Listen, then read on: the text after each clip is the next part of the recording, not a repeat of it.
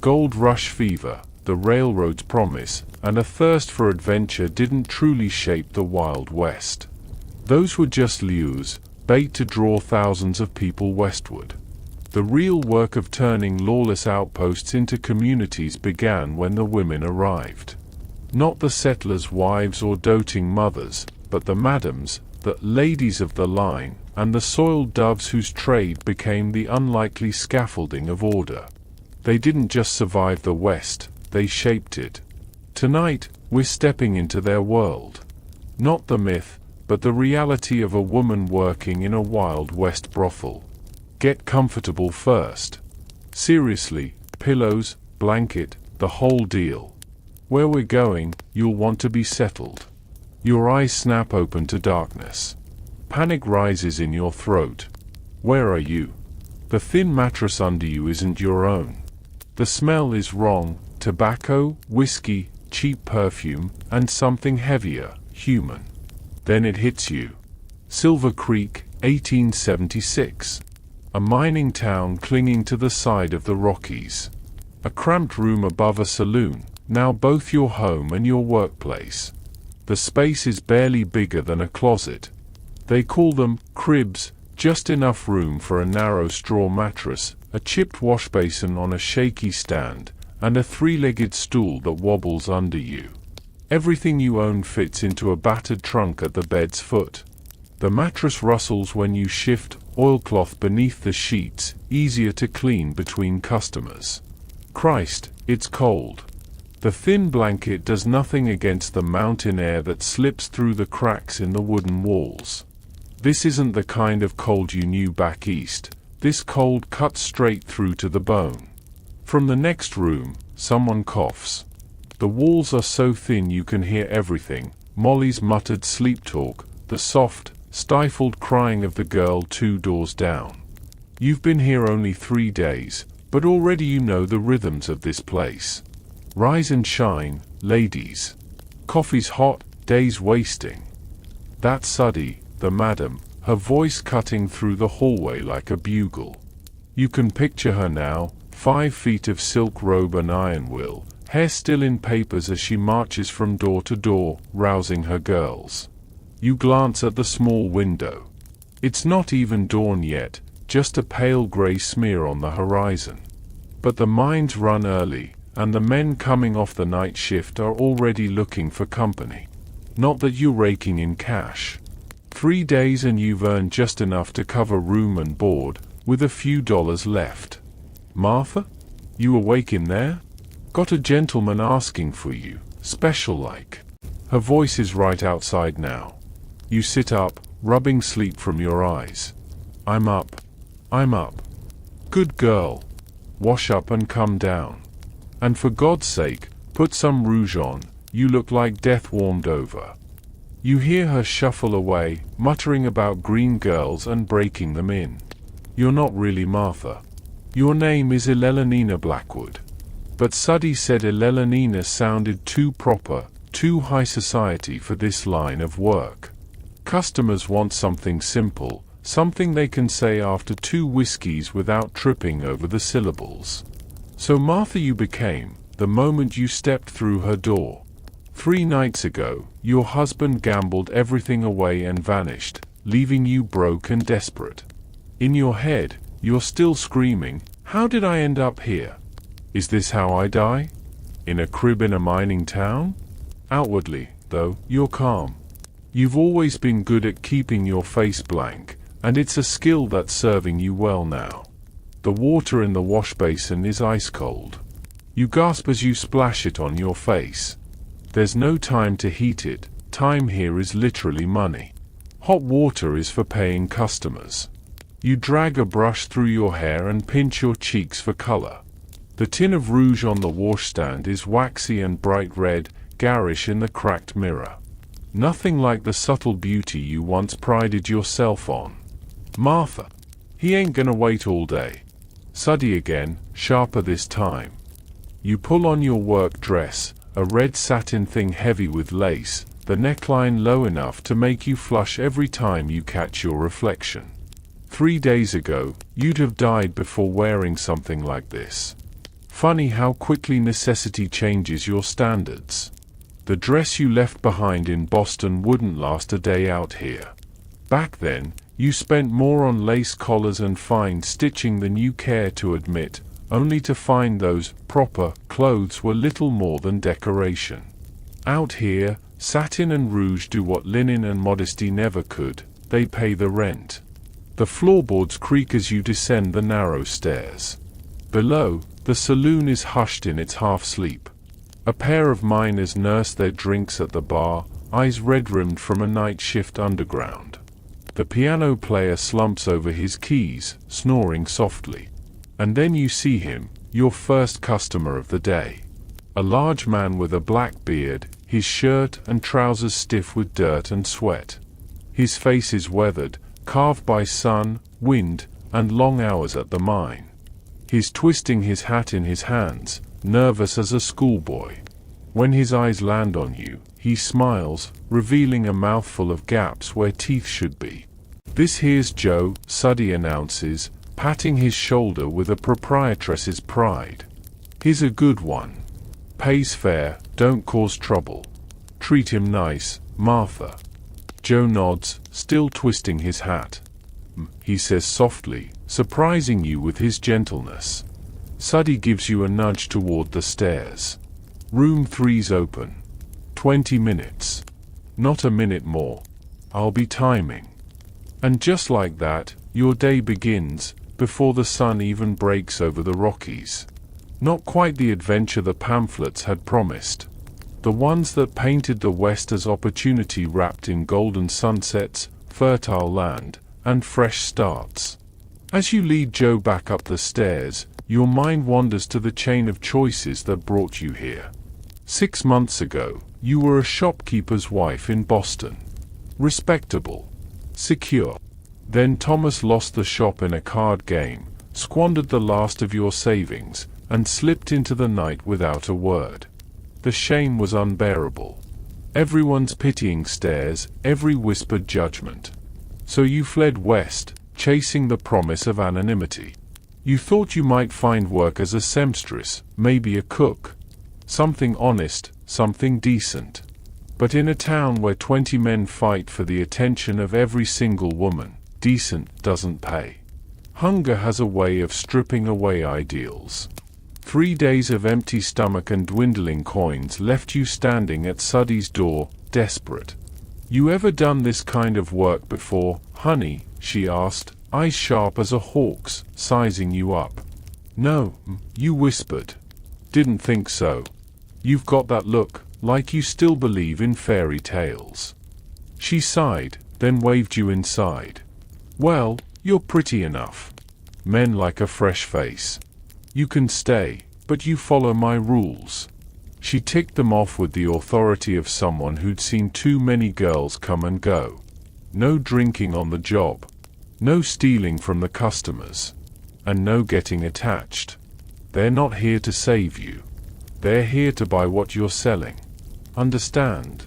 You nodded, throat tight, not trusting yourself to speak. "Good." And just like that, Martha was born. First things first, Suddy had made it clear, proper clothes, painted face, no excuses. Men don't pay for plain. That first night had nearly broken you. After the man left, you cried silently into your thin blanket, afraid someone would hear. By the second night, exhaustion dulled the tears. Now, on your 4th day, you're already practicing that vacant stare the other girls wear, the 1,000-yard look that sees through men, never at them. When Joe finally leaves, smiling wider than when he came, you smooth your dress and count the coins. $2. 20 minutes of discomfort turned into survival. Not bad, you think. At this pace, if you're careful, maybe you'll have enough in a few months to leave Silver Creek. California, maybe. Or Oregon. Somewhere with more women, more work, and less danger. A place where you might disappear and start over. But for now, you're here. And Suddy's voice cuts through the door again. "Martha, got another one for you. And bring down them sheets, Maggie's doing laundry today. You strip the bed quickly, bundling the oilcloth-stiffened sheets under your arm. The sun is creeping over the mountain peaks now, casting long shadows across the muddy main street below. Out the window, you watch the town stretch awake, miners trudging to the shafts, a wagon unloading goods at the general store, the blacksmith hammering iron at his forge. Silver Creek barely counts as a town. Just a single street of life clinging to the mud, saloon, brothel, general store, barber's chair that doubles as a dentist's, blacksmith's shop, and a small hotel for passers-by. At the far end, a church skeleton sits unfinished, its frame bleached by sun and weather. In a mining camp, priorities are clear, pleasure comes before piety. You carry the bundle down to the back, past the rising chatter of the saloon. More men are awake now, eyes following you as you cross to the yard where Maggie stands over a wash basin, arms red from scrubbing. "Morning, Martha," she says without looking up. "Drop them in the pile." Maggie's been here the longest. Nearly 40, ancient in this trade. Too old for the cribs now, so she keeps the house, washing, cooking, singing when the piano man's sober enough to play. Her hands are raw but strong, and her eyes, lined but kind, miss nothing. "How do you sleep, honey?" she asks, wringing out a sheet. "Not great," you admit. "Too noisy." She chuckles, shaking her head. "Noisy? Wait till payday, Friday night. This place'll be jumpin' till dawn. But you'll line your pockets, no mistake." You hesitate. "Any advice? You know, for getting through it?" At that, Maggie lifts her eyes to you. Her face carries years of hard living, but her voice is soft. "Find somewhere else in your head to go. That's what I always did. And save every penny you can. This ain't work you can do forever." You nod, grateful for her blunt kindness. "And watch out for the Barlow brothers," she adds, turning back to her scrubbing. "They come in sweet as pie, but mean as snakes when they're drunk. Suddy don't let 'em through the door no more, but they try." You keep your eyes open. "Thanks," you say quietly. She nods. "Us girls gotta look out for each other. Ain't nobody else gonna." It's already clear she's right. In just a few days, you've seen how the women here form their own rough sisterhood, sharing home remedies, warning each other about dangerous customers, lending rouge or a ribbon, covering shifts when someone can't stand another man. A family of necessity, stitched together with survival. The saloon doors bang open, rattling the glass. A man in a suit strides in, not a miner, not a drifter. A badge gleams on his vest. Sheriff Parker. "Morning, Sheriff," Suddy calls from behind the bar, her voice suddenly sweet as molasses. "Coffee?" "Not today, Suddy," he says, scanning the room with a hard frown. "Just making my rounds. Remind your girls, health checks tomorrow. Doc Wilson's orders." "Already on my calendar," she replies smoothly. "My girls are clean as whistles. You know that." The sheriff's eyes land on you, and you shrink under his gaze. "New girl?" he asks, though he doesn't look away to address Suddy. "This is Martha," Suddy says, pouring herself a coffee she doesn't drink. "Fresh from back east. She'll be there with the rest." He tips his hat toward you, stiff, cold, like your stock at a market. You nod quickly, unsure what else to do, heat rising in your cheeks. The moment he leaves, you turn to Maggie. "What was that about?" "Health checks. Once a month," she explains, wringing another sheet. "Sheriff makes us see Doc Wilson. Checks for the pox and worse. If you miss it, Suddy gets fined. If you're sick, you don't work till you're cleared." She nods toward a drawer behind the bar. "That's why Suddy keeps rubbers, French letters, she calls M. Men pay extra. Otherwise, no business." Relief washes through you.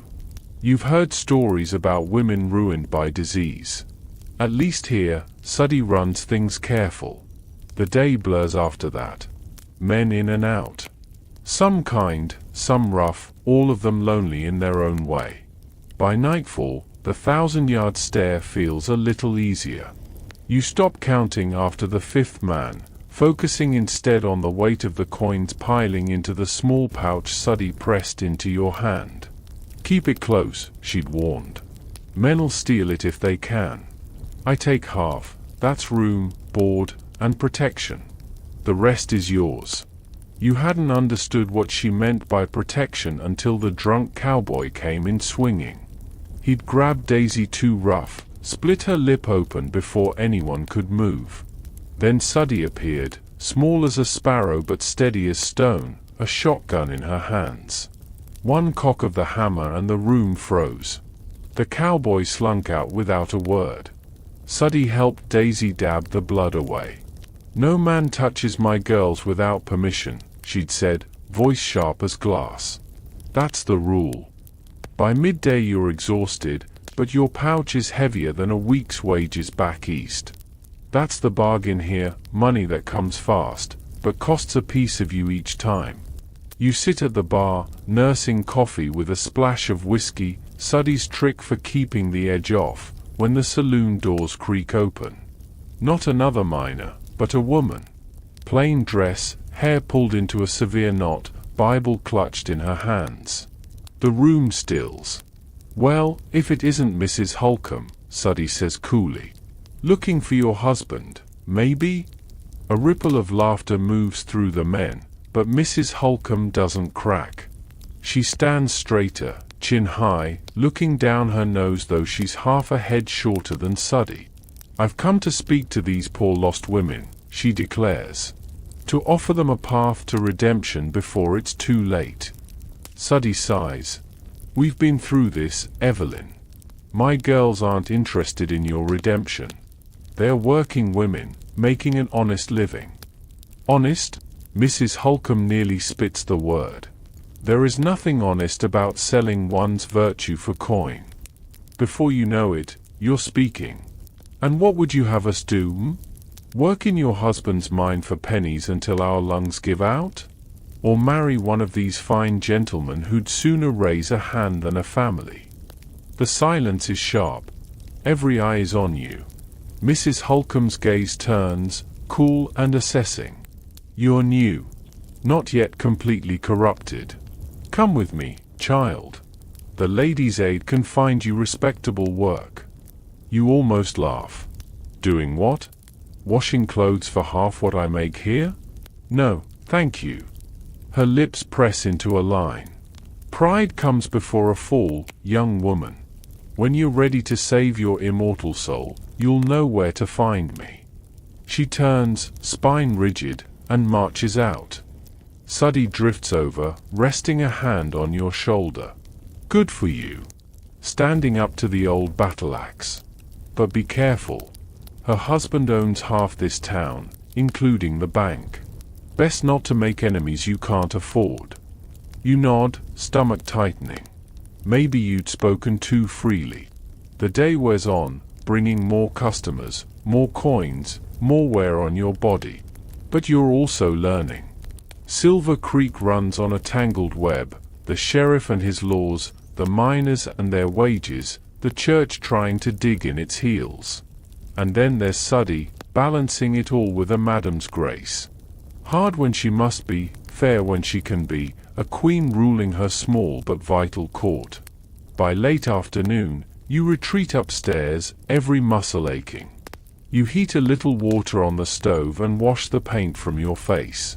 The cracked wall between your crib and Molly's carries the sound of soft crying. You tap gently. "Molly? You all right?" The crying halts. "I'm fine," comes her muffled reply. "Just thinking about home." You lean back on your straw mattress, listening. "Where's home?" you ask. "Kansas. Farm country. Drought took our crops, bank took the farm." A pause. "You?" "Boston. Husband gambled everything, then left." She lets out a sound, half laugh, half sigh. Men. They make the messes. We clean them up. That we do. The two of you fall quiet. Outside, the sun sinks behind the peaks, and the town's pulse shifts. Soon the night crowd will pour in, rowdier, drunker, more dangerous, but also more profitable. You should sleep, but your head won't still. Mrs. Holcomb's judgment echoes in your ears. Sheriff Parker's cool inspection. Joe's gentle voice. Suddy's hard steel wrapped in silk. So many pieces of this new life colliding inside you. You've made more in a single day here than in a week of honest work back east. But the question burns, how long can you keep selling pieces of yourself before something essential breaks? Your eyes finally close to the sound of the saloon stirring awake below. Glass shatters. A man's roar follows. Then Suddy's voice, sharp as a whip. You break it, you buy it, Mr. Rogers. That's imported crystal, and it's going on your tab. You blink awake. Grey light filters through your window. Morning already. Feels like you only just closed your eyes. Your body aches in places you never thought about before. Your mouth tastes of iron and whiskey. The crib bed is narrow as a coffin, lumpy with straw, but right now, it feels like the most comfortable place in the world. Comfort and survival. That's the line you walk now. And it's thinner than you ever imagined. Just 5 more minutes. That's all you want, but a sharp rap at your door shatters the fragile dream of rest. Rise and shine, Martha. Breakfast in 10. And Suddy wants us all downstairs. Maggie's voice carries through the thin wood before moving on to wake the others. You groan and force yourself upright. The room tilts, your head throbbing. Too much whiskey in your coffee yesterday, rookie mistake. Keep that up and you'll end up like Lila, who drinks herself half senseless by sundown most nights. The floorboards are ice under your bare feet. Mid-October in the mountains is no small thing. Winter's already at the door, whispering through the cracks. You splash water from the basin onto your face, sharp as a slap, then pull on your day dress, a plain brown cotton worn soft with use. The satin and lace are for later, when the saloon fills again. Downstairs, the place is in its between time, caught somewhere between last night's chaos and the day's beginnings. A cowboy is still slumped over a table, snoring into his arms. Jim, the barkeep, sweeps shards of broken glass into a pile. At the bar, Suddy flips shut a heavy ledger with a snap. Morning, sunshine, she drawls, not bothering to look up. Like the dead, you mutter, heading straight for the coffee pot. The bitter, rich scent is the only good thing about this hour. You'll get used to it, or you won't last, she replies flatly.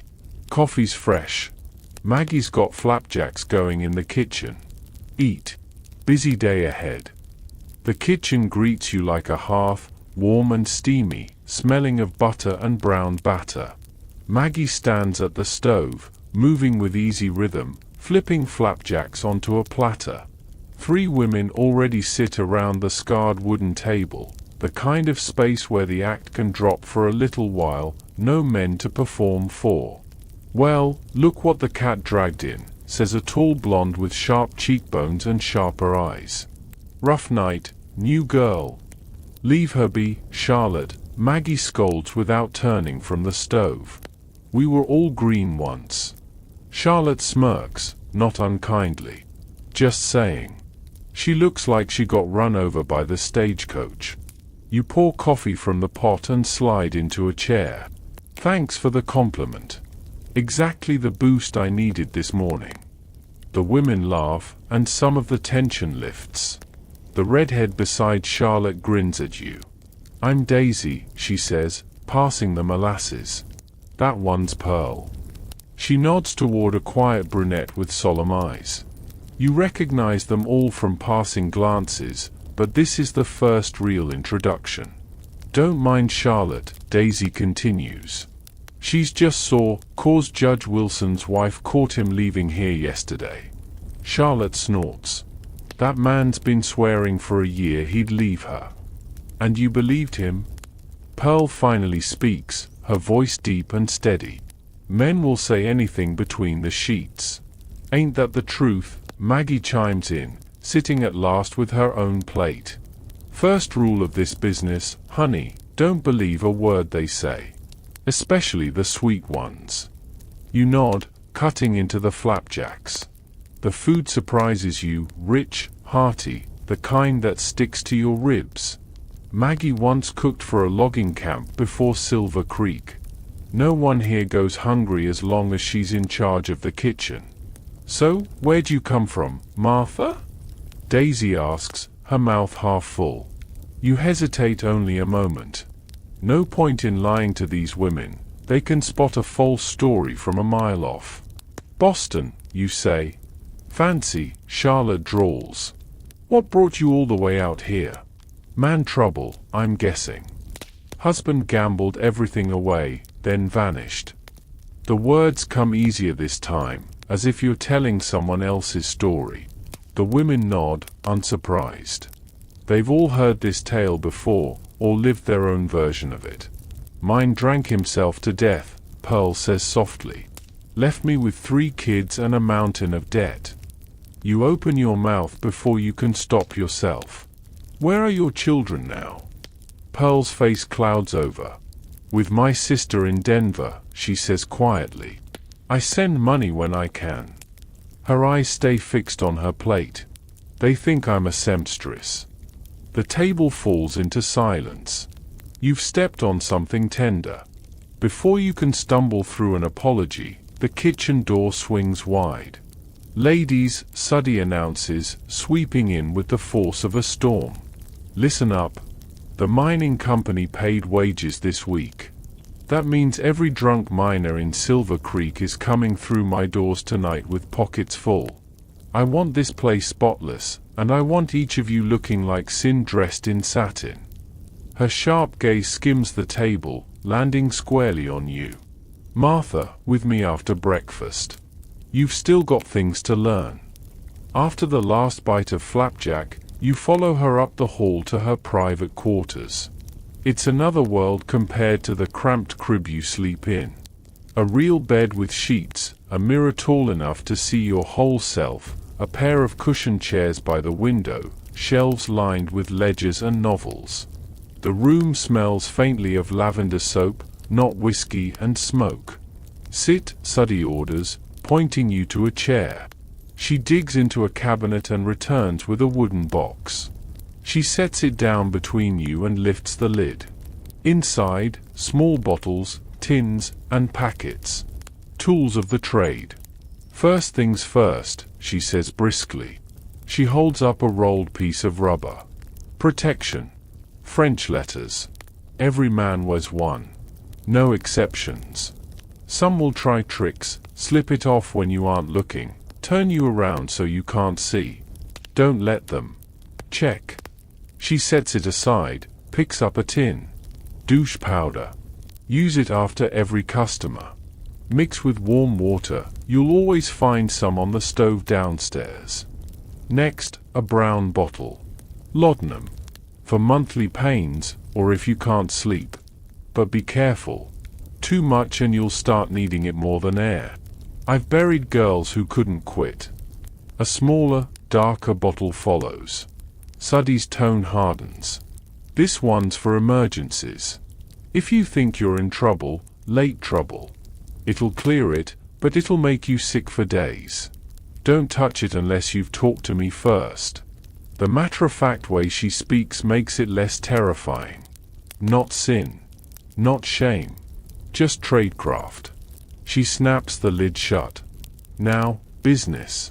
50% to me, room, board, protection. Better than most houses, some take 70. You keep the rest. Hide it well. Customers will steal if they can. Not in your room, either. Too easy. Where should I keep it, you ask? Her lips twitch in the hint of a smile. She taps the ledgers on her shelf. Safe's in here. My books are clean if you want to trust me. But some girls stash their money under loose floorboards, in hollow Bibles, even sewn into their dresses. Your call.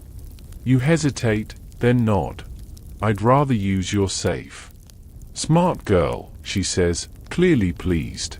Now, customers. The working men, miners, cowboys, farmhands, you'll see most of them first. Quick, rough sometimes, but straightforward. $2 for basics. Higher class men, mine owners, businessmen, government types, they pay more. $5 and up. They're fussier, but generous if you make them feel special. Remember their names, their habits. That's how you build regulars. It feels strange, putting prices to your body like it's fabric in a shop. But her calm practicality almost makes it easier. One more thing. Her voice softens. She taps her temple. Don't let the work live up here. Find someplace else to go in your head, an orchard, the ocean, wherever you're happiest. Hold on to it. That's how you last. It's the kindest thing she's said to you yet. You murmur, thank you. She waves it off, already shifting gears. Paint. The next hour is a crash course in the painted lady's art. Rouge for your cheeks, just enough to glow without fever. Burnt cork mixed with jelly for lashes. A careful line at your lips to make them fuller. Men want color and life, Suddy explains. They see enough death in the mines. When she's finished, you hardly recognize the woman in her mirror, worldly, confident, desirable. Not the shopkeeper's wife from Boston. Not anymore. There, Suddy says with satisfaction. Now you look the part. Don't forget what I showed you. First impressions matter.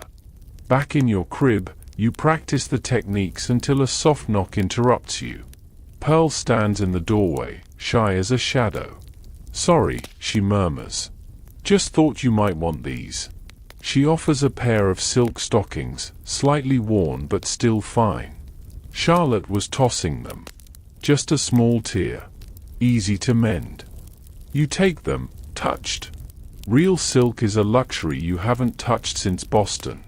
Thank you, Pearl. She shrugs, embarrassed. We've got to look out for each other. Nobody else will. She hesitates. Some of us play cards in the kitchen on Tuesdays. You should join us. I'd like that, you say, and mean it. The afternoon becomes a storm of scrubbing and sweeping. Maggie sets you to washing glass after glass. Payday, she explains. The miners come in full pockets and leave empty. Good money. Long hours. How many customers? The word still sticks. Regular night? 5 or 6. Payday?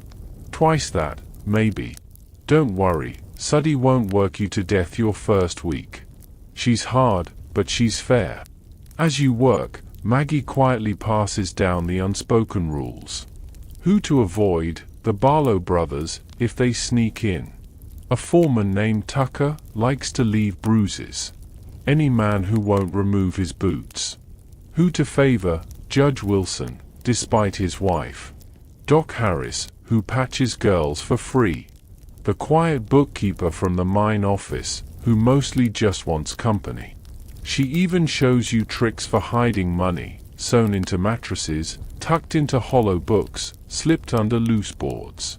Her voice drops lower as she dries the last glass. One more thing. If you ever need to get out, really out, there's a woman in Denver. Mrs. Robinson. She helps girls start fresh. The name lodges in your mind like a seed, waiting. Mrs. Robinson's name lingers in your mind like a candle lit in a dark hallway. A way out, if ever you need one. A boarding house for respectable working women. No questions about the past, no sermons, no shame. Just a second chance. You tuck the knowledge away carefully, like extra bills sewn into a hem. Why tell me this, you ask at last. Maggie doesn't stop polishing glasses. You've got that look. Passing through, not putting down roots. Some girls are built for this life. Me, I can stomach it.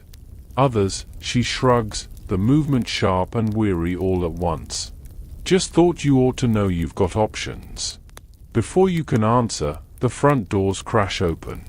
A flood of miners, still streaked with coal dust, spill into the room. Voices loud, wages jangling in their pockets, already half drunk on the promise of spending. "Showtime," Maggie mutters, tossing her rag aside.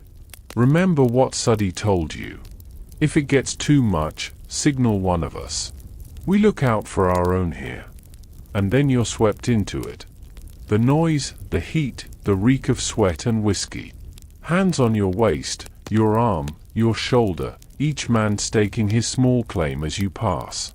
The laughter too loud, the jokes cruder still.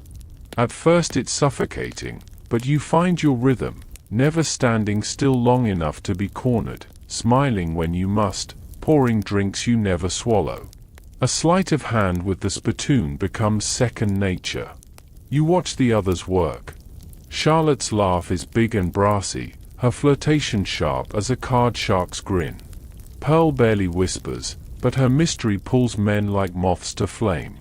Daisy whirls through the room, all bright eyes and fast quips, never lingering long enough to bore anyone. Each has her own act, her own mask. What's yours? You don't know yet. But men seem to enjoy your Boston polish, the way you speak like you don't belong here. A miner grins at you after you correct his grammar. A society lady in Silver Creek, he chuckles, lifting his glass. Never thought I'd see the day. By midnight, 3 men have already climbed the stairs with you. It's quick, it's business. You remember Suddy's warning, let your mind drift. And so you do, back to Boston's public garden in spring, to the pages of novels you once devoured by lamplight, to vague plans of money saved and doors still unopened. You keep enough of yourself present to enforce rules, count bills, use the powders afterward. But the core of you is elsewhere, guarded. Between men, you steal small mercies, a lungful of sharp night air at the back door, a cigarette shared with Daisy on the steps, strong coffee pressed into your hands by Maggie, who always seems to know when you need it.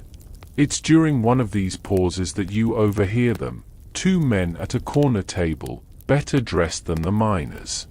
One older, with a thick gold chain draped across his vest, the other younger, polished, educated, Eastern. "The railroad's coming," the older man says, his voice heavy with certainty. 6 months, maybe less. When it does, this town will explode. "And you've already bought up the land they'll need," the younger replies with awe. "Brilliant, Mr. Holcomb." The name strikes like ice water. Holcomb, husband to the woman who once wagged her finger in your face about sin and shame. The man who owns half the town. "Smart investing is about seeing the future first," Holcomb says, smug. "The mine's good for now, but the railroad will make this town. Whoever controls the land controls everything." His gaze sweeps the saloon, lingering on the girls, on Suddy behind the bar. His lips curl. Of course, some businesses won't fit in Silver Creek's new, respectable, face. A chill knots in your stomach. If he wants the brothel gone, what happens to the girls? To Pearl, sending money home? To Maggie, holding the line? To you? You edge closer, wiping down a clean table just to listen, but Charlotte appears at your side, eyes sparkling. "Got a live one asking for you," she whispers. "Table by the stairs. Looks like he can pay." Reluctantly, you leave Holcomb's words behind. The man waiting for you is sharp-suited, polished shoes, sample case at his feet. Barrett, he introduces himself with a salesman's smile, teeth too perfect for this town. "Mining equipment." Passing through. He lifts his glass. "Pleasure to meet you, Martha. May I buy you a drink?" You smile, sliding into the dance once more. But even as you laugh and let him lead you upstairs, Holcomb's voice echoes in your skull. Respectable. Too respectable. And you can't help wondering, when the railroad comes, will there still be a place for you here? Change hangs over Silver Creek like a storm gathering at the horizon. The kind that could wipe away the only steady work women like you have managed to grasp in this ragged edge of the map town. You've barely learned the steps of this new life, and already the floor beneath feels unstable. That's the West, opportunity one day, ruin the next. As you shut the door behind Mr. Barrett, Holcomb's voice still echoes in your mind. Too respectable. You wonder what Suddy would say if you told her. Would she scheme, fight, bargain? Or would she do what women like her have always done, pack up and move to the next boomtown, leaving Silver Creek behind? And you, what would you do if forced to choose? Questions for another day. For now, there's only the next man, the next bill, the next breath in this relentless new rhythm. 3 weeks in Silver Creek, and routine has sunk its teeth into you. What once felt strange is now muscle memory. Sleep through the quiet afternoons, work until dawn. Rise late, pull yourself together, do it all again. The lumpy straw mattress no longer bruises your hips. The cold floorboards no longer make you flinch. This morning, closer to noon, really, you wake sore and heavy after a brutal payday rush. 27 customers. Your record, though not one you care to break. The coins stacked in your hiding place are the only balm for your aching body. The fund is growing faster than you dared hope. A few more months like this, and you might have enough to leave. Maybe San Francisco, where opportunity wears finer clothes and women can sometimes be respectable. The thought steadies you as you wash your face, dress in your plain day frock, and step into the waking world. The saloon is quiet when you descend. Jim is already polishing glasses, floorboard swept of last night's mess, ash, broken glass, cigarette ends. The occasional lost coin Suddy never fails to pocket first. In the kitchen, Maggie stirs a pot that smells rich and savory. Stew, you realize aloud, nose twitching. There she is, Maggie says, smiling as she ladles broth. Thought you'd sleep through dinner. Nearly did, you admit, reaching for coffee. Is that real beef? Sure is. Maggie grins. Suddy's in a good mood. Last night's take was the best in months. Pearl and Daisy are at the table, cards spread between them. Charlotte's absence speaks for itself. She's still dead to the world after her own parade of customers. Daisy flashes you a grin. Well, look who decided to rejoin the living. Rough night, Martha. 27, you say, dropping into a chair. Pearl whistles low. Damn. I only hit 18. You're catching fire. There's no sting in her words, just recognition. In this upside-down world, a swelling customer list is its own currency, proof of worth. Deal me in next hand, you say, nodding at the cards. Hairpins, Pearl says, showing her winnings. Only, 'cause I let her, Daisy shoots back, grinning wide. It's in these afternoons you feel most human. Just women, stripped of their painted masks. Coffee, stew, cards, chatter. No one to perform for, no men to please. The back door bangs open. Cold air swirls in, along with Sheriff Parker. He doffs his hat, nodding at the women. Ladies. Maggie, that stew smells like heaven itself. Maybe some extra if you've got news worth hearing, Maggie fires back, not missing a stir. The sheriff chuckles, settling his hat on a peg. Caught one of the Barlow boys crawling through your back window last night. Locked him up for breaking and entering. Worth a bowl, Maggie says flatly, ladling stew and sliding it across. You watch, intrigued. The easy rhythm between them speaks of long practice, brothel and law weaving their own kind of truce. Survival through balance. Parker sits, spoon in hand, eyes scanning the room until they land on you. Miss Martha. Settling in all right? Yes, sir, you reply, uncertain whether to call him ally or threat. He nods, satisfied. Good. Suddy runs a clean house. Follow her rules. And just like that, you're reminded, the stew, the laughter, the small piece of the kitchen, these things exist only so long as men like Parker and Holcomb allow it. Outside these walls, change is coming. And no amount of cards or coffee will stop it. You'll do fine. Sheriff Parker lifts his spoon, takes a bite of stew, and closes his eyes for just a second, savoring the taste. Where's Miss Charlotte today? He asks. Still sleeping, Pearl answers. Busy night. The sheriff only nods, unsurprised. I need to speak with Suddy. She around? In the office, Maggie says, sliding into a chair with her own bowl. Everything all right? Something flickers across his face, concern, maybe. Just some news from county. Nothing for you ladies to worry about. But the way he says it makes you exchange a glance with Pearl. Something's happening. When he finishes his stew, after giving Maggie his usual compliments, Sheriff Parker disappears into Suddy's back office. The door shuts firmly behind him. What do you reckon that's about? You ask in a low voice. Maggie shrugs, but the line of her mouth is tight. Could be anything. New taxes. Complaints from the church ladies. Maybe news about the railroad. The railroad? Daisy perks up. That's the rumor, Pearl says. Holcomb's been buying land all around town. Charlotte heard from Judge Wilson the survey team already came through. You remember that conversation you overheard, Holcomb talking about making the town more respectable. A chill runs through you. You think he's planning to push Suddy out. The table falls silent. Finally, Pearl answers, voice low. Wouldn't be the first time. Happened in Denver after the silver strike. Soon as the money rolled in, they pushed the cribs and dance halls out to the edge of town, or shut them down altogether. Could be nothing, Maggie says, but her tone doesn't match her words. Sheriff would tell us if there was real trouble. Would he? You ask softly. The question hangs between you.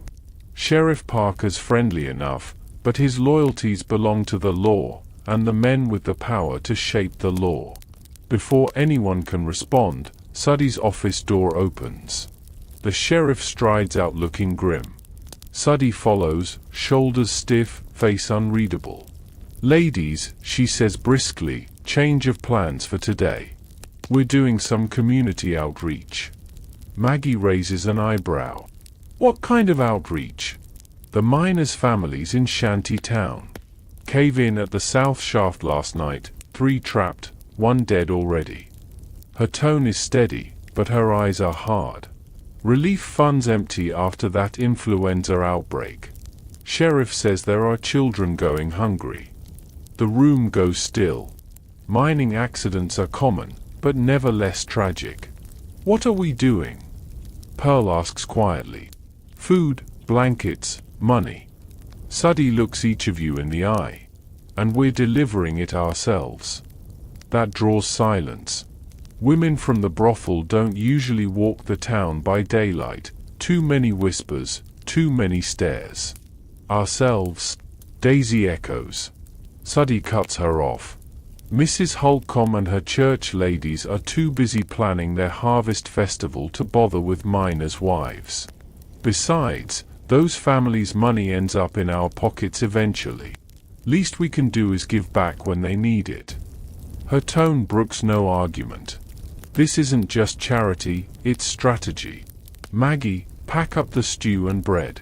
Girls, get your warmest shawls. $10 each from your earnings for the fund. $10. Nearly 2 days' pay. But no one protests. You all understand, this is the price of belonging to Suddy's world. An hour later you're trudging through Silver Creek's muddy streets with Suddy, Pearl, and Charlotte, finally roused from bed, while Maggie and Daisy stay behind to prepare more food. Each of you carries something: stew, blankets, bread. Suddy walks at the front, head high, ignoring the whispers that follow. Shantytown sits just beyond the edge of town, a ragged sprawl of shacks and tents. Even the saloon looks like a palace by comparison. Outside one of the larger shacks, women and children wait, their faces pinched with hunger and worry. A woman in a faded dress steps forward, chin lifted. "Miss Suddy," she says, voice steady but not warm. "Sheriff said you might come." "Mrs. Collins." Suddy inclines her head. "We heard about the cave-in. We brought food and blankets for the families." Mrs. Collins studies your group, recognition dawning in her eyes. You resist the urge to look away. Finally she nods. "That's Christian of you," she says dryly. "The children haven't eaten since yesterday. We brought stew, bread, and blankets." Suddy gestures for you to set down your bundles, then pulls out a pouch of coins. "And $40 for the relief fund." Mrs. Collins's eyes widen. $40, more than most miners see in a month. That's generous. Practical, Suddy corrects. "If your men can't work, we all suffer." Something eases in Mrs. Collins's face. That, at least, is an exchange she understands. "Well, the children will eat tonight. That's what matters." She calls to the families, and soon women and children line up with bowls and hands outstretched. The children are less restrained, snatching bread, slurping stew, staring at you openly. One little girl with tangled hair tugs at your skirt. "Are you really one of the fancy ladies from the saloon?" she asks, wide-eyed. Heat rises to your cheeks. "I am Becky." Her mother rushes over, flustered. "I'm sorry, miss." She doesn't know what she's saying. "It's all right," you assure her, smiling down at the child. "Do you wear pretty dresses?" the girl asks. "Pa says the saloon ladies have the prettiest dresses in town." You laugh despite yourself. "Sometimes, yes." The mother hesitates, then asks softly, "Is it true you ladies sent for a doctor from Denver, the one who saved Timmy Wilson?" The question takes you by surprise. You glance at Suddy, who gives a subtle nod. "Yes. Miss Suddy arranged it." The woman exhales, a shift in her expression. "My boy's friends with Timmy. Don't know what we'd have done if," she swallows. "Well, thank you, for the stew." She leads her daughter away, leaving you strangely shaken. For the first time since arriving in Silver Creek, someone outside the brothel has looked at you with something other than desire, or contempt. Across the way, Suddy stands in close conversation with Mrs. Collins and two other women, their heads bent together. It doesn't look like charity talk. It looks like business. Pearl sidles up beside you. "Politics," she murmurs.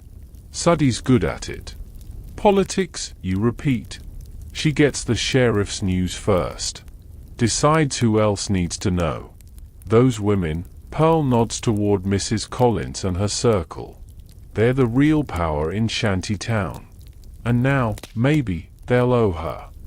Their husbands may swing the picks, but it's these women who keep families alive.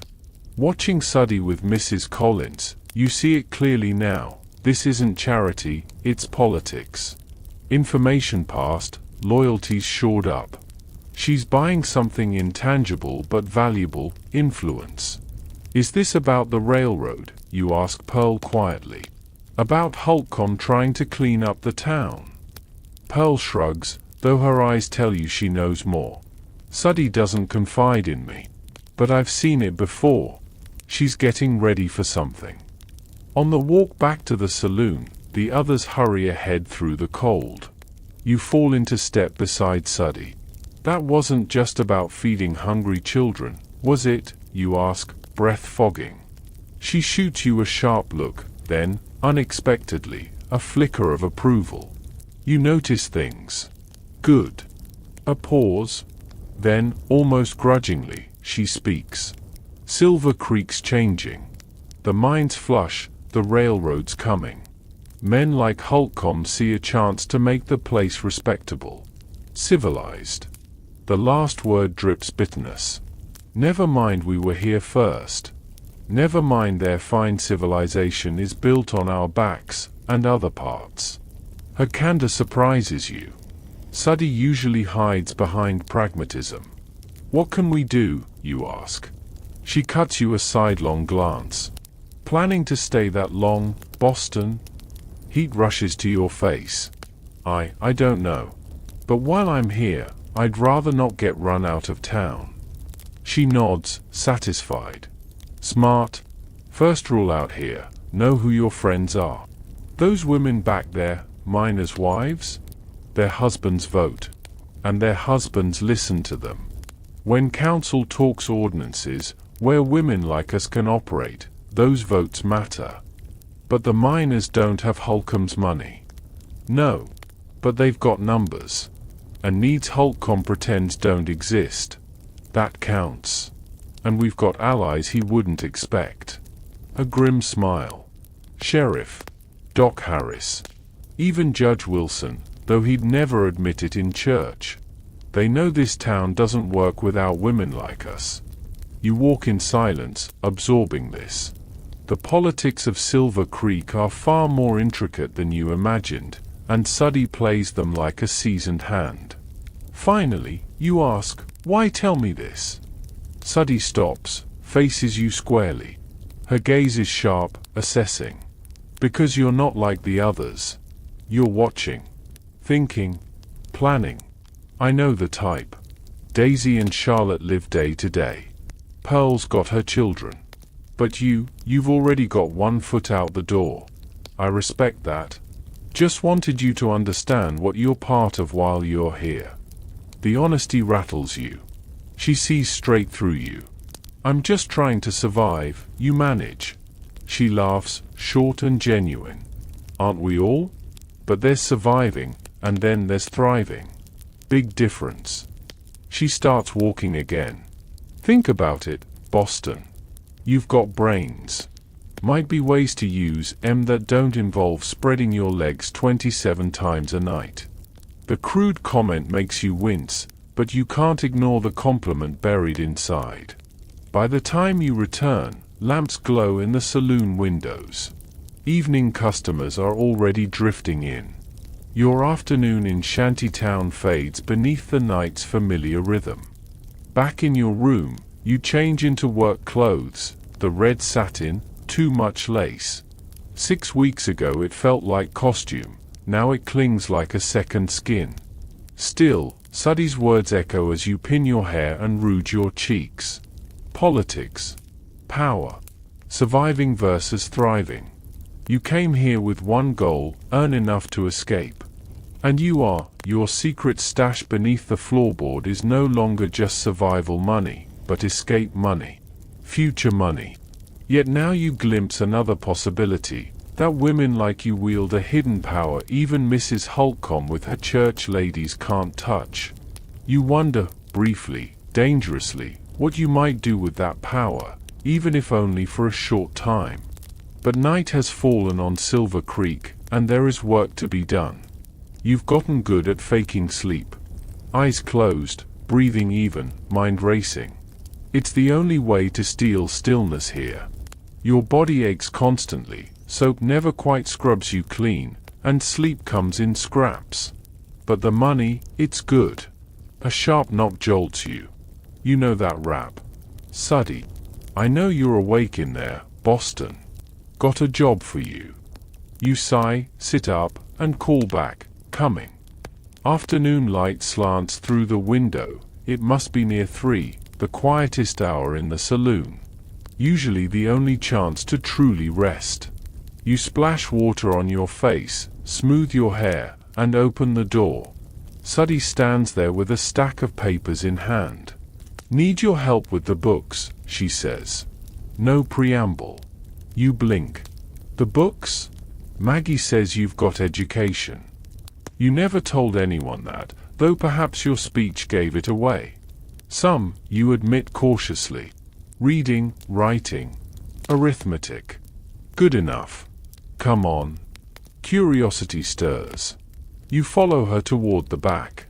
Suddy's office waits, a small room behind the saloon, her private domain. Part office, part bedroom, the heart of Suddy's empire. One corner is swallowed by a desk buried under ledgers and papers, the other holds a narrow bed, neatly made. A pot-bellied stove glows softly, giving the room a rare warmth. Sit, Suddy orders, pointing to a chair by the desk. Sheriff's coming tomorrow for inspection and fee collection. Gotta have the books tidy. Fee collection. You lower yourself into the chair as she drops a stack of papers in front of you. 10% of profits to the town council for public health and safety. She makes air quotes. That's the polite way of saying, pay us so we'll look the other way. Been like this since Silver Creek Incorporated 3 years ago. That's legal, you ask. Legal enough. Her snort makes it clear what she thinks of the word. Keeps us open, keeps the council flush, and keeps the territorial government out. Everyone wins. Problem is, she taps the ledger, I'm behind. Railroad business has me stretched thin. I need you to match these receipts to the entries. Make sure it balances. You open the book, comforted by the neat rows of numbers. Familiar. Your father taught you this kind of work before you were 16, before his death, before your brother sold the family store to chase dreams that never panned out. I can do this, you say, surprising yourself with the steadiness in your voice. Good. Done by dinner. She leaves, the door clicking shut. Alone, you sink into the rhythm, liquor deliveries, payouts to the girls, community relations, bribes, coal, laundry. Numbers you can trust. Numbers make sense. Suddy is meticulous, every coin tracked. And profitable. More money flows through this brothel in a month than your father's store saw in a year. You notice another line, neat and deliberate, 10% tucked away under one word, contingency. Preparing for trouble. Smart. You're so deep in the work you don't hear the door until a voice cuts through. Well, what have we here? You look up.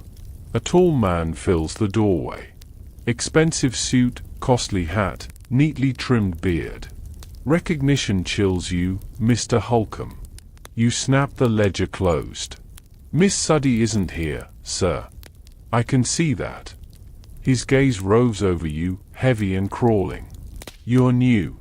Don't think we've met. Martha. You stand. I'll fetch Miss Suddy. He steps in, blocking the door. No hurry. We've got time to get acquainted. Panic flutters in your chest.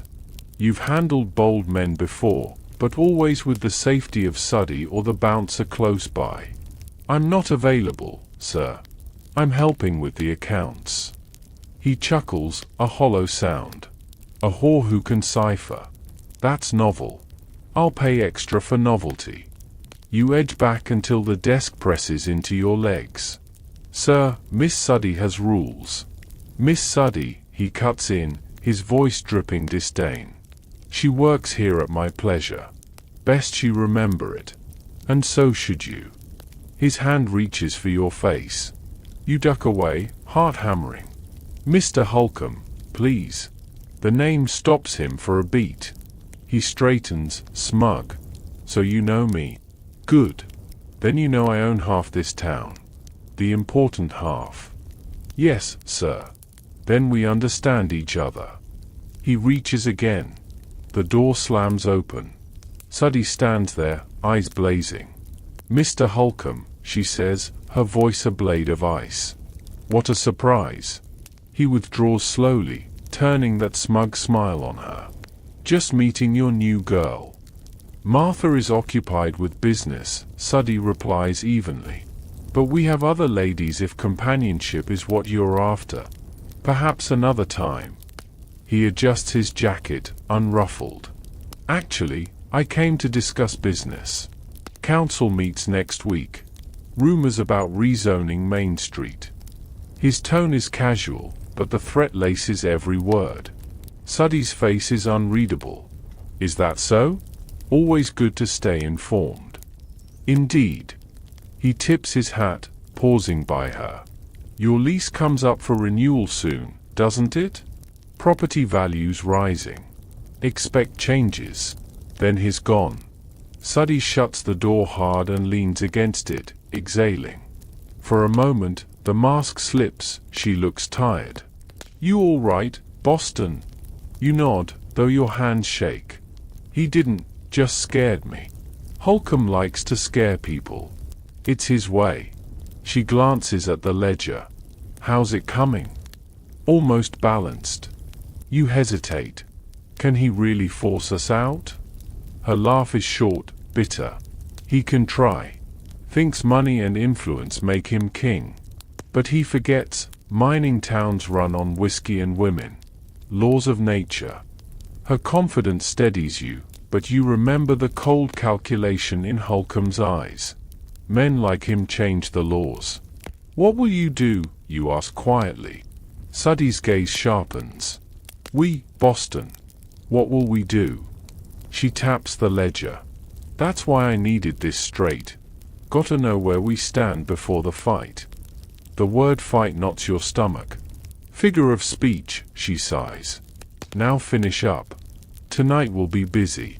Miners coming up from the south shaft. You return to the numbers, but Holcomb's presence lingers like smoke. His threats, his assumptions, his hand reaching for your face.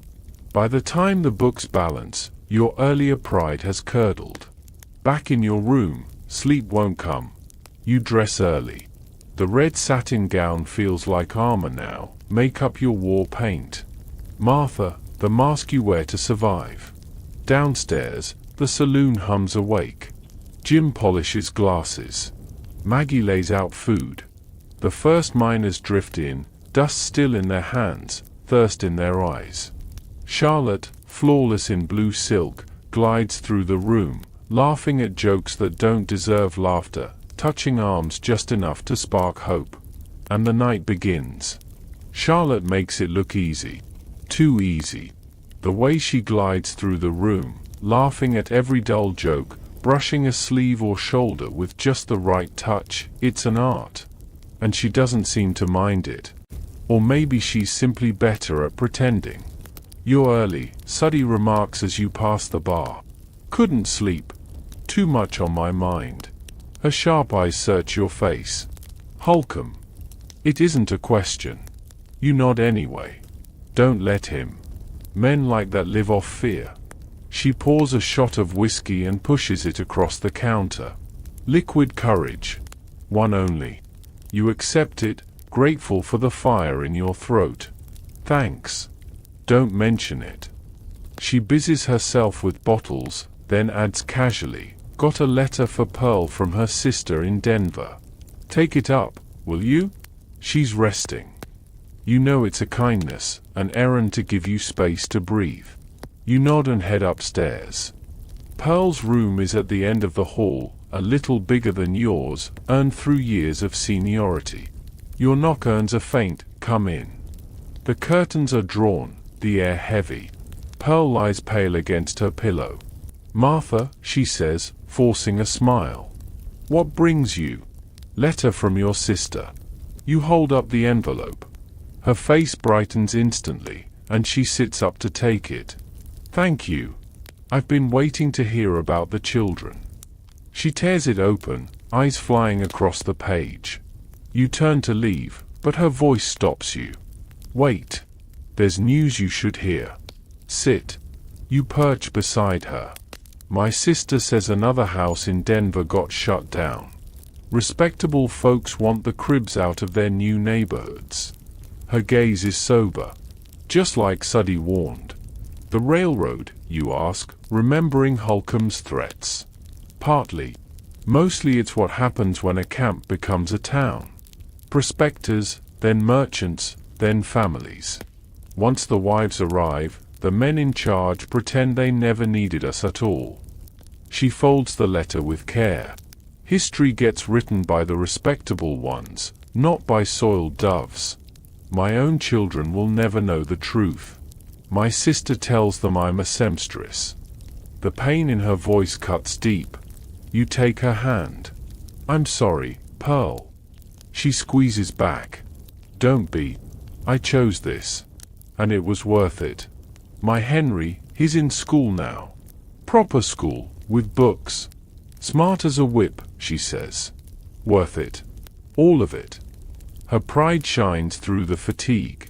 You sit in silence, thinking about choices, survival, and the lies society insists upon. You should go, Pearl murmurs. Customers will be downstairs soon. Just look in on me later? Gets lonely staring at the ceiling. Of course. You squeeze her hand before rising. Downstairs, the saloon hums with life. The piano stumbles through buffalo gals, glasses clink, conversation swells. You slip into the rhythm, smiles, small talk, drinks you'll never actually drink. A performance you've learned by heart. Around 9, the door swings open. A stranger steps inside. Better dressed than most, not wealthy like Holcomb, but clean, respectable. A shopkeeper maybe. He hovers awkwardly near the entrance, clearly out of place. New meat, Charlotte whispers, appearing at your elbow. Good tipper, too. He's yours. You sure? She smirks. Wallace Brothers got me cornered with whiskey. Go. The man has settled at an empty table, uncertain. You cross to him, smile ready. Evening, sir. New in town. He startles, then meets your eyes, clear blue, intelligent. Not dull. Not predatory. Is it that obvious? His voice carries an Eastern education. New faces stand out here. You sit across from him. Passing through? Staying. I'm opening a bookshop next month. Edward Hayes. He offers his hand, formal, startlingly proper. The gesture makes you laugh, even as you take it. Martha. Though I doubt a respectable bookseller ought to be seen with me. He flushes, but doesn't look away. I've never cared for social pretenses. Especially here. A frontier town wipes the slate clean. Refreshing. No crude jokes, no reaching hands. Just words. A bookshop, you say. Will there be enough readers in Silver Creek? More than you'd think. Mine is read, hours underground make a man crave escape. His face lights as he talks, and it strikes you how long it's been since anyone spoke to you about ideas. I'll stock everything. Classics, adventure, practical guides, even poetry. Do you read? I used to. The admission tastes bittersweet. You'll borrow from me, then. I'll need readers to spread the word. The offer is so sincere it stirs something you thought you'd lost, your hunger for beauty, for thought, for more than survival. That's kind of you, Mr. Hayes. Edward, please. The name feels strange, almost intimate, on your lips. But before he can say more, a heavy hand clamps your shoulder. Frank, a regular, drunk and flushed. There you are, Martha. Thought we had an arrangement. His grip bites into your skin. You hadn't promised him, but arguing is pointless. I was just coming to find you. You rise smoothly. Mr. Hayes, excuse me. Edward frowns, troubled. Of course. Another time, then. The lady's with me, Frank growls. Aren't you, Martha? You force a smile. It was nice meeting you, Edward. As Frank drags you toward the stairs, you glance back. Edward is still watching, concern in his eyes. The contrast cuts like glass, his respectful conversation against Frank's possessive hold. For a fleeting moment you'd remembered being Eleanor Blackwood, a woman with thoughts and desires beyond her body. But as Frank's breath warms your neck, that woman fades, and Martha, the brothel girl, takes her place. Hours later, after Frank and 2 others, you keep your promise. Pearl's room glows with a single candle. She's pale, propped against pillows, a basin of bloody rags at her side. Worse than usual, you ask softly. She nods. Maggie gave me willow bark. Doesn't touch it. Laudanum helps, but I won't go down that road. You nod, respecting the choice. What can I do? Talk to me. So you talk, Boston, books, weather, food, anything to distract her until sleep claims her. You blow out the candle, leaving her in shadow, and descend to the noise below. The night stretches on. Money to be made. Masks to wear. Across the room, Edward Hayes still sits at his table, nursing the same drink. He catches your eye and offers a small, genuine smile, not the leer of a customer, but recognition. You almost move toward him. Almost. But Frank is watching from the bar, eyes sharp with ownership. And you remember exactly where you are. Oh, you turn away, toward a cluster of miners fresh off shift, their shirts still streaked with ore dust, boots caked in mud. This is your life now, not books or gentle conversation, not the luxury of choice. A rough laugh escapes you at a crude joke, and when a calloused hand settles at your waist, you don't resist. Still, the memory of Edward Hayes, his steady eyes, his quiet words, lingers like a hidden ember. Proof that another world exists, fragile and far away, but real. A world you might still reach, if you're clever, careful, and strong enough to endure the cruel, dazzling country called the Wild West. The knock comes as you're counting the morning's take. Soft, hesitant, neither Suddy's sharp rap nor Maggie's brisk tap. Instinctively, you slip the roll of bills into your bodice before opening the door. Becky stands in the hallway, a scrap of a girl from shanty town, tangled blonde hair falling into wide blue eyes. She clutches a folded paper, looking you over with a mixture of awe and wariness. You're still in your nightdress, unwashed, hair loose around your shoulders. Mrs. Collins sent me, Becky says, thrusting the note forward. Said it's for Miss Suddy. She weren't downstairs. Thank you, Becky. You take the paper. Would you like something to eat before you head back? Maggie's got breakfast going. Her face brightens, but she shakes her head quickly. Can't. Ma says I ain't to linger. Gotta come straight back. She hesitates, shuffling her bare feet. But maybe next time. Next time, you promise. She nods eagerly, then blurts, my PA's one of the ones you all helped when the mine collapsed. He says you ladies ain't as bad as the church folks say. The words catch you off guard. That's very kind of him. Says we shouldn't judge nobody till we walked a mile in their boots.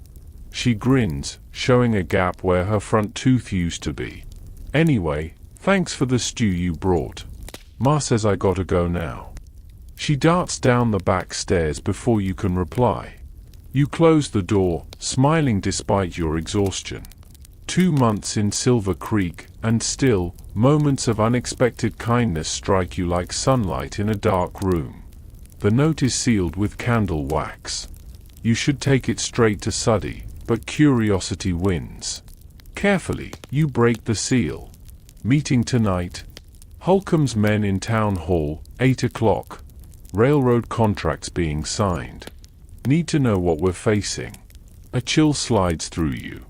For weeks, rumors have swirled, where the depot might be built, whose land would be seized, how the town would change. Now the whispers have hardened into fact. You refold the note, dress quickly, and head downstairs. The saloon is hushed at this hour, the air stale with whiskey and sweat. A few men snore on tables. Jim sweeps in lazy strokes. Maggie hums in the kitchen. Light glows under Suddy's office door. Your knock is met with a tired, come in. Suddy sits hunched at her desk, ledgers spread before her, a half-empty bottle of whiskey close at hand.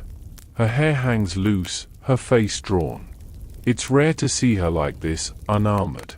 Note from Mrs. Collins, you say, offering the paper. A little girl brought it. Suddy scans the words, then crushes the note in her fist. Damn it all to hell. She takes a swallow of whiskey. What does it mean? It means Holcomb's making his move. Her voice is flat. The railroad's picked its route. Cuts right through our end of Main Street, through every saloon, every crib. Convenient, ain't it? Understanding hits. They'll clear us out. Clear me out. All of us. She laughs bitterly. And Holcomb, the generous soul, will handle the relocation. Legal? Maybe not. But this is frontier justice. Governor's in his pocket. So's half the council. They'll pay pennies on the dollar, claim eminent domain if anyone resists. What will you do? The word comes out as you, not we. Suddy hears it. Running out already, Boston? Her tone is mild, without accusation. Wouldn't blame you. Might even be the smart play. Heat rises in your face. I didn't mean. No need. She waves it off. You came here to survive, not fight a war. She leans back, eyes shadowed. But some of us can't run. This place is all I've got. Her weariness stirs something in you, empathy, indignation, maybe both. What if we did fight? Not with guns. Another way. A flicker of interest sparks in her gaze. Such as? I don't know yet. But you said yourself, this town needs us. The miners, the shopkeepers. If Holcomb drives us out, the whole town suffers. True. But men like him count on people being too scared to push back. She drums her fingers, considering. Still, might be worth trying. Nothing to lose now. She pulls fresh paper, begins writing. First, we need those contracts. Collins's husband sits on the council, but his one vote. We need allies. Her pen scratches across the page. Then she glances up. That bookshop man, Hayes. He's been sniffing around here. Sweet on you. The comment startles you. Edward has been coming often, yes, bringing books, reading in quiet corners. A strange, secret friendship. He's just being kind, you murmur. Suddy snorts.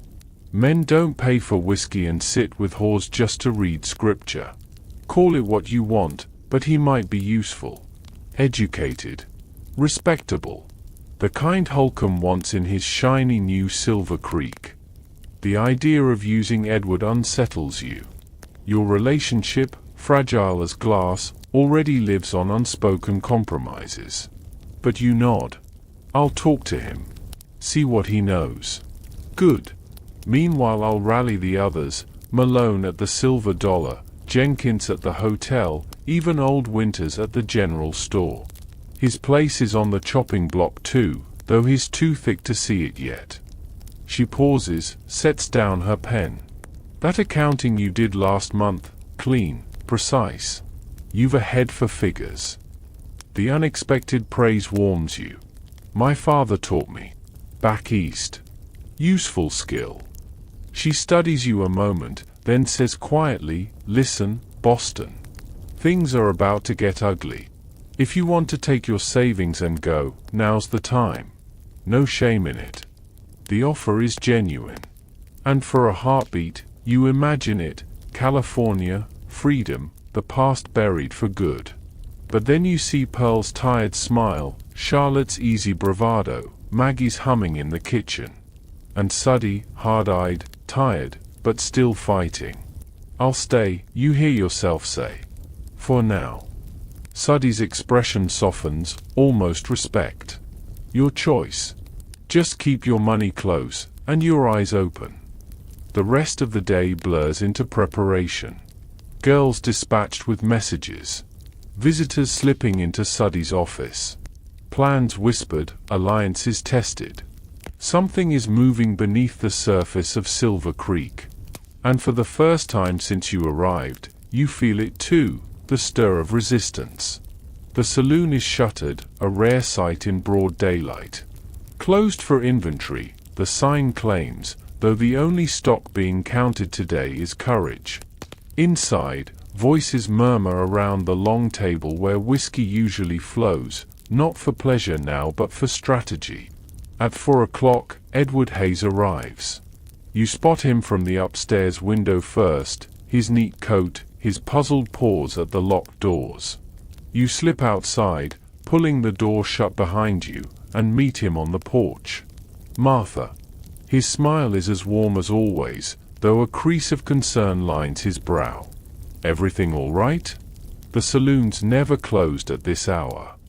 We need to talk, you tell him softly, scanning the street to be sure no one's listening. About the railroad. The smile fades. His eyes sharpen. What about it? Holcomb's signing contracts tonight. He's moving to clear out businesses on this end of Main Street, make way for the tracks and station. Edward frowns, gaze drifting toward the east. I'd heard whispers, nothing solid. My shop's west of here, so I've not paid the right kind of attention. He studies your face. You're worried. This place is my livelihood, you say simply. Not just mine. A dozen women depend on it. His nod is slow, thoughtful. What can I do? The bluntness of the offer startles you. No hesitation, no moral hand-wringing about whether a brothel is worth saving. Just a man willing to help. Information, for now. Holcomb respects you, a business owner, educated, the kind of man he wants in his new Silver Creek. If you attend the meeting tonight, listen to what's being proposed. Spy for you, you mean? His voice carries no judgment, only consideration. I wouldn't put it that way. It's all right, Martha. His tone softens. I understand. He leans against the porch rail, eyes narrowing in thought. Holcomb's vision for this town doesn't include the people who built it. That doesn't sit right with me. Relief swells in your chest. So you'll do it. I'll do what I can. He straightens, all business now. Meetings at 8. I'll come by afterward, tell you what I learn. Thank you, Edward. Truly. He lingers a moment, his gaze steady on yours. You're not what I expected when I first came here. None of you are. What did you expect? He hesitates, embarrassed. Broken women. Victims. Degenerates. He shakes his head. Instead I found businesswomen. Survivors. A community. The honesty surprises you, warms you. Despite everything, you smile. We're all of those things, sometimes all at once. His answering smile is quiet, thoughtful. He glances toward the reddening sky. I'd best prepare. Tell Suddy, I'll do what I can. When he leaves, you slip back inside. The War Council is in full swing. Suddy presides at the head of the table, flanked by Malone from the Silver Dollar, Jenkins from the hotel, and Old Winters from the general store, looking painfully out of place in a brothel parlor but too frightened for his property to stay away. Hayes will attend the meeting, you report. He'll bring us news afterward. Suddy's nod carries a flicker of approval. Good work, Boston. Now, we prepare for whatever Holcomb's planning. She turns to the men. Gentlemen, I propose a property owners association. If we present a united front, they can't drive us out one by one. Debate follows, sharp words, quick dismissals, fragile alliances forged and tested. You take notes, sometimes offering quiet suggestions from what you've observed of town politics. It feels good, exhilarating, to use your mind again, after weeks of smiling through exhaustion, of bending your body to strangers' needs. By nightfall, a plan has taken shape. Not a promise of victory, but the outline of resistance. The men drift back to their establishments, leaving the saloon hollow and echoing. You and Suddy remain, gathering stray glasses and papers. Think it'll work, you ask. She exhales, weariness pulling at her features. Depends on what Holcomb's hiding up his sleeve. but we've survived worse. Her mouth twists into a grim smile. And we've got one advantage he doesn't see coming. What's that? He thinks we're just whores. Doesn't realize we're also human beings, with brains, connections, and a stake in this town. She squeezes your shoulder briefly. Get some rest. Tonight might be a long one. You retreat upstairs, but sleep won't come.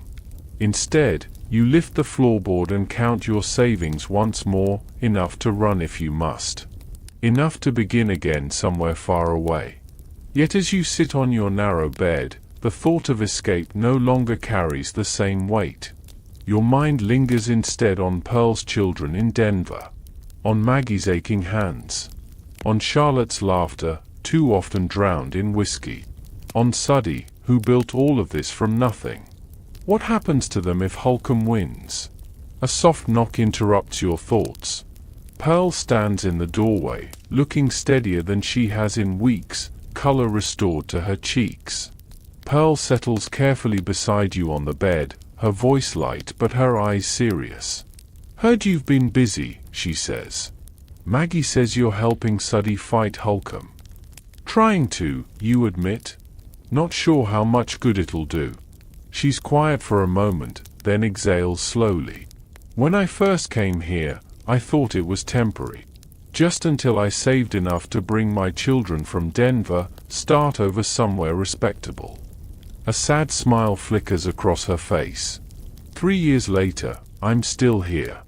That respectable life gets further away every day. You could still leave, you suggest gently. We all could, if things go badly. Pearl shakes her head. And go where? Do what? With 3 kids, no husband, and no skills except the ones I use here? This is the only place that will have me. She takes your hand, her grip surprisingly strong. That's why what you're doing matters. For some of us, there's nowhere else to go. Her words land heavy, settling in your chest like a stone. This fight isn't just about a business, it's about lives, homes, futures. I'll do what I can, you promise, squeezing her hand. But I'm just one person. Holcomb's got money, power, the law. Pearl interrupts softly. Sometimes one person's enough to tip the balance. Especially one with nothing left to lose. Then she's gone, leaving you alone with the question echoing in your head. Is that what you've become, someone with nothing left to lose? Or someone who's finally found something worth fighting for? That evening, the saloon remains shuttered, an event so rare it will fuel gossip across Silver Creek for weeks. Around 9, you hear voices and the clink of glasses downstairs. Curious, you change into your day dress and descend. The room is dimly lit, shadows pooling around a single table where Suddy, Maggie, and Mrs. Collins from Shantytown sit in tight conversation. They look up as you approach. Boston, Suddy says, motioning to the empty chair. Join us. Mrs. Collins was just sharing what her husband overheard at the meeting. Mrs. Collins nods, her sharp gaze belying the weariness in her face. It's as bad as we feared, she begins.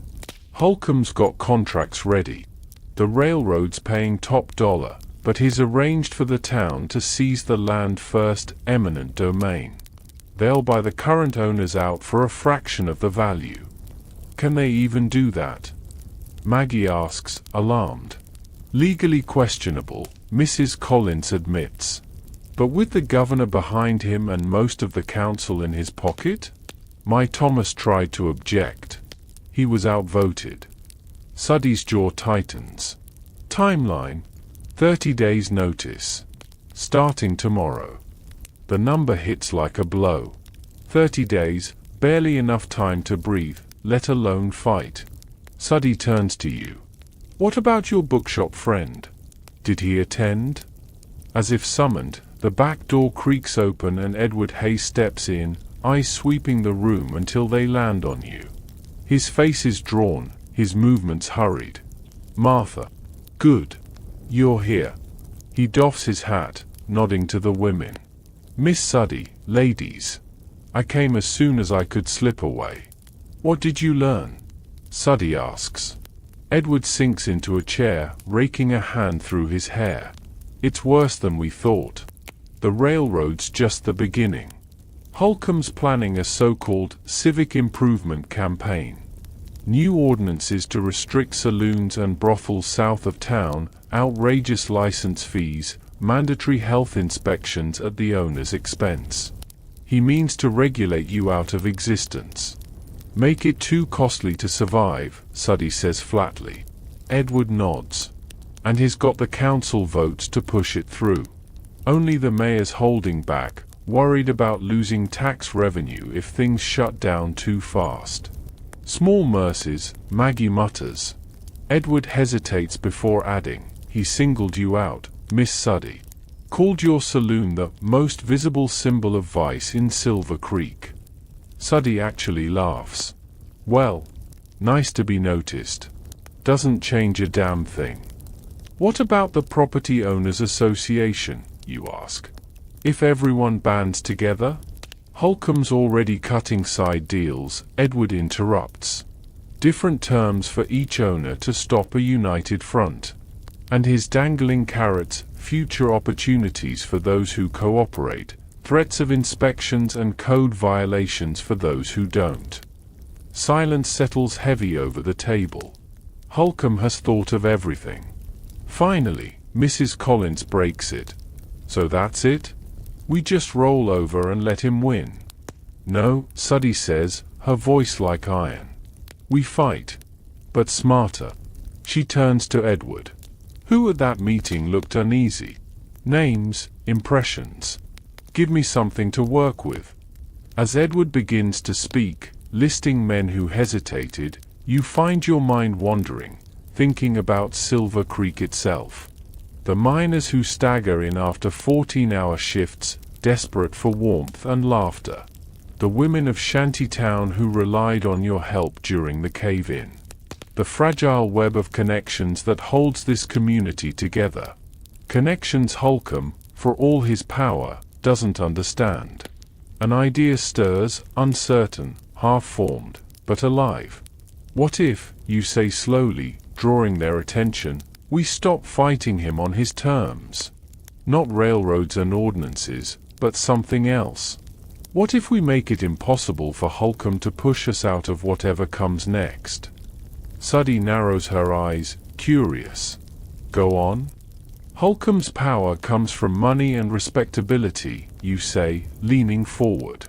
We'll never match his wealth. But what if we challenge his claim to the moral high ground? The women exchange skeptical glances, but Edward's expression sharpens first. You mean change the story, prove you're more than what happens upstairs? Exactly. You nod. If the town sees us as valuable, indispensable even, then Holcomb can't just sweep us aside. We've already started with Shantytown. What if we do more? Mrs. Collins considers this, her voice steady. Half the councilmen sneak into places like this. They'll have a harder time condemning you if their own constituents see your worth. Suddy studies you with new intensity, eyes narrowing. It's a long shot, Boston. Asking this town to rethink women like us? That goes against everything they've been taught. Maybe so. But what have we got to lose? A smile flickers at the corner of her mouth. Not a damn thing. She looks around the table. All right. Tell us more. And so, in the shuttered saloon, while night thickens outside, you begin to sketch a strategy, not just for survival, but for transformation. A plan to turn soiled doves into community builders, women whose value even Holcomb's money can't erase. For weeks later, morning sun filters through your window, catching dust motes in golden beams. You stretch, muscles aching from days of labor. The straw mattress no longer feels foreign. It's simply your bed. On the washstand lies the latest issue of the Silver Creek Sentinel. The headline still makes you smile. Saloon Women Fund Town's First Hospital. The article praises the effort, names Suddy outright, a first, and quotes miners' wives on the importance of proper medical care.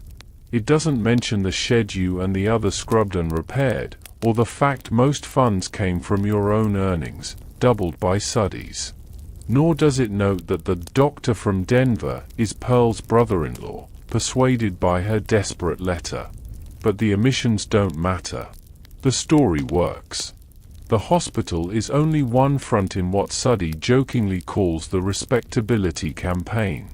Twice-weekly school lessons for shantytown's children, taught by you and Charlotte in the saloon during closed hours.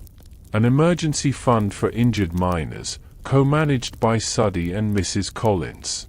A sewing circle producing clothes for the poorest families, led by Maggie, joined, astonishingly, by Mrs. Holcomb herself once she realized which way public opinion was shifting. It's working. Slowly, but working. You see it in the nods of recognition from townsfolk who once crossed the street to avoid you. In the way Sheriff Parker now consults Suddy openly. In the turnout at the hospital's opening ceremony. Silver Creek is changing.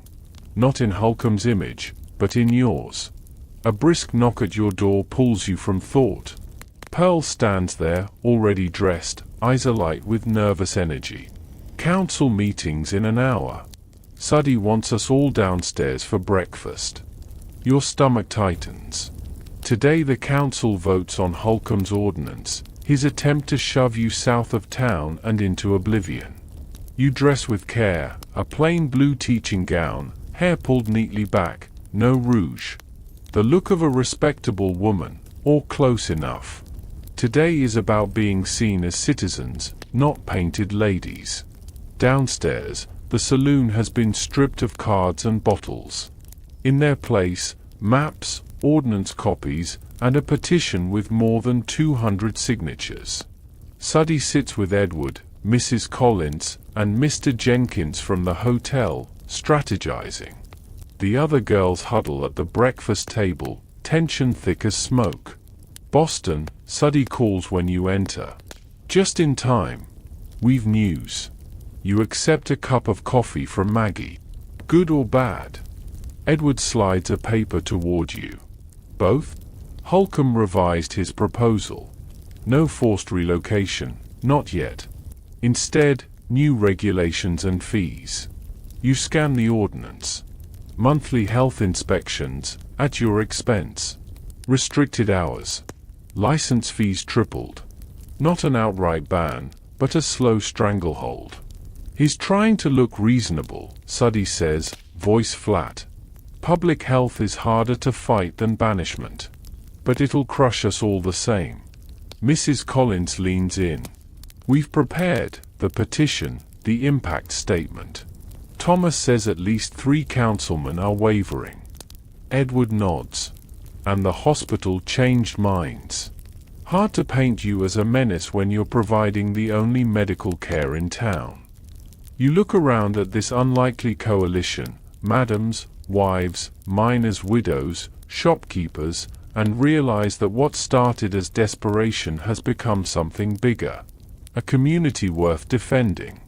Today, Silver Creek will decide whether it sees you as corruptors to be pushed aside, or citizens with a stake in its future. A brothel madam. A miner's wife. A bookshop owner. And you, the Boston shopkeeper's wife turned soiled dove. People from different worlds, bound together against Holcomb's vision of progress, progress that enriches only the wealthy and well-connected. What about Mayor Wilson, you ask, recalling the quiet, pragmatic man who's shown surprising resistance to Holcomb's schemes. Suddy leans back, eyes narrowing. Still on the fence. But Wilson's practical. If we prove keeping us here makes the town money, that'll matter more than Holcomb's sermons. Taxes, miners staying local instead of drifting off to Denver, all the businesses that thrive from our end of Main Street. You speak quickly, the case building in your mind. Edward smiles. Exactly. The moral argument won't sway Wilson. The ledger will. Suddy checks the clock. Almost time. Everyone know their roles. Nods around the table. Good. Remember, we're not those women from the brothel today. We're businesswomen concerned for our community. Carry yourselves like it. As you gather your shawl, Charlotte slips to your side, unusually somber. You really think this'll work? That they'll listen? You wish you could promise her. Instead, they'll listen to Edward, Mrs. Collins, the miners who signed the petition. And maybe, if we're lucky, they'll start to see us differently because of who stands with us. Charlotte nods slowly, then grins with her gallows humor. Well, if it all goes to hell, there's always California. I hear San Francisco has better establishments anyway. The laughter she sparks breaks the tension. Together, you join the oddest delegation Silver Creek has ever seen. The town hall is already packed. Miners fresh from the night shift, faces smudged with coal. Shopkeepers who've shut their doors for the morning. Ranchers in dust-stained coats. Women from shantytown, your schoolchildren's mothers, clutching shawls tight around their shoulders. At the front, Holcomb waits with his entourage, West End businessmen and their wives, polished to Sunday best shine though it's only Tuesday. His smile curdles when he spots your group entering, darkening further when miners call greetings to Suddy and the girls. Mayor Wilson gavels the room to order, his weathered face unreadable. First item of business, Ordinance 28. Mr. Holcomb, you have the floor. Holcomb rises like a man born for podiums, suit pressed to perfection. Silver Creek stands at a crossroads, he begins. His voice carries easily, polished and persuasive. With the railroad arriving next month, opportunity comes knocking. But opportunity demands respectability. Respectability requires the taming of vice. To welcome families and investors, we must leave our rough beginnings behind. He paints a gleaming vision, jobs, rising property values, a civilized town scrubbed clean of scandal. By the time he finishes, murmurs ripple approvingly among his supporters. Then it's your side's turn. Edward rises first, voice calm, precise.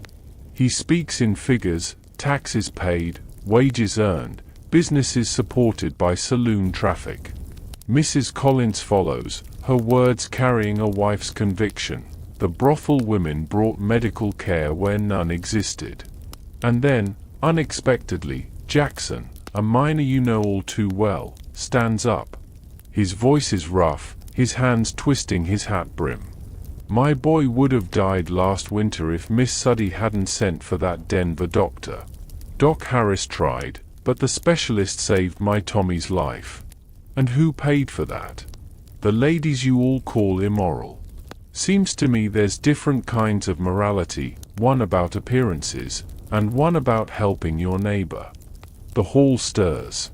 A blacksmith adds his testimony, his wife clothed by the sewing circle.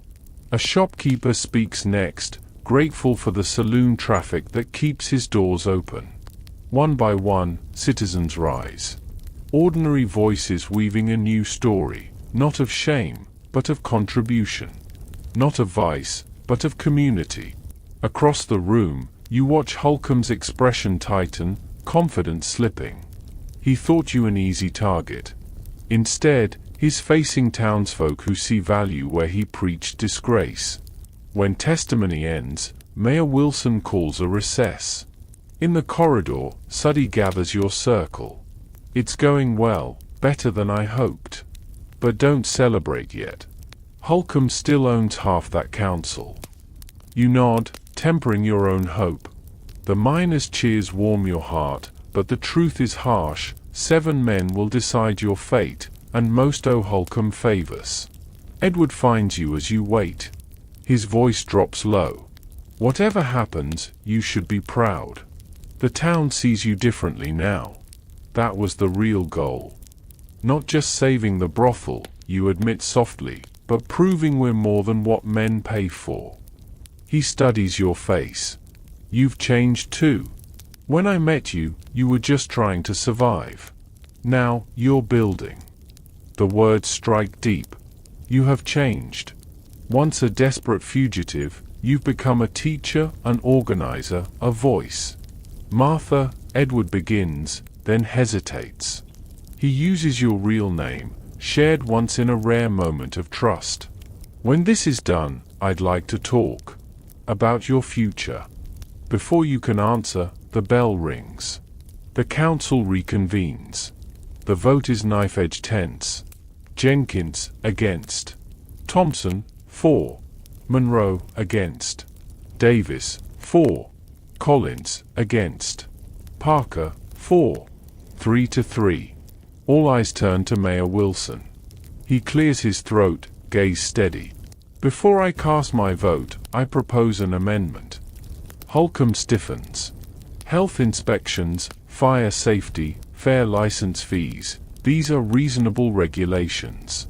But relocating the establishment? Unnecessary. The women have proven their commitment to this community. Murmurs fill the chamber. Wilson presses on. I move to amend Ordinance 28, no relocation. Licensing fees adjusted modestly for inspections, nothing more. The council votes on the amendment, 4-2 in favor. On the amended ordinance, 5-1. Victory. Not perfect, but survival, legitimacy, and, at last, recognition. Holcomb's fury simmers beneath a mask of civility. This isn't over, his glare seems to say, even as Wilson gavels the ordinance into law. The hall erupts. Handshakes. Cheers. Tears. Suddy stands regal, dignity intact, accepting congratulations as though born to it. The other girls are less composed, relief spilling out in laughter and embraces. You catch sight of Becky from Shantytown, eyes wide, drinking in the moment. A child watching history shift. Later, back at the saloon, you and Suddy sit on the back porch, autumn air crisp against your cheeks. Silver Creek sprawls before you, its rough buildings lit by a golden sunset. We did it, you murmur. Part of it, Suddy corrects, ever pragmatic. Holcomb will be back. The railroad will change everything. But we've bought time. And more than that, respect. You nod, understanding the weight of it. Respect, rarer than gold for women like you. What happens now? We adapt. Always have. She pauses, gaze far off. I've been thinking, expand the hospital. Build a proper school. Silver Creek's growing. Might as well grow with it.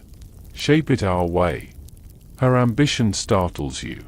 Not just survival, but creation. And for the first time, you imagine yourself part of it, not forever, but for now. I'd like to help. With the school, at least. A rare smile softens her face. Thought you might? You've got a knack. She stands, smoothing her skirt. Think about Hayes's offer, whatever it is. But know this, there's a place for you here too, if you want it. Not just upstairs. In whatever we build next.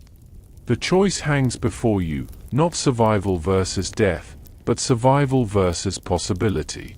That night, as you settle into your narrow bed, you take stock. 3 months in Silver Creek have remade you.